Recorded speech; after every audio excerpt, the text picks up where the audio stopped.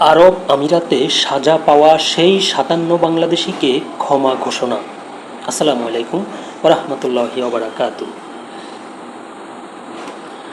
সংযুক্ত আরব আমিরাতে অভিযুক্ত হওয়া ৫৭ বাংলাদেশির সবাইকে ক্ষমা করে দিয়েছেন আমিরাতের প্রেসিডেন্ট শেখ মোহামেদ বিন জায়েদ আল নাহিয়ান। সংযুক্ত আরব আমিরাতের ফেডারেল কোর্ট তাদেরকে অভিযুক্ত করে বিভিন্ন মেয়াদে শাস্তি দিয়েছিলেন। শিগগিরই তাদেরকে বাংলাদেশে ফেরত পাঠানো হবে।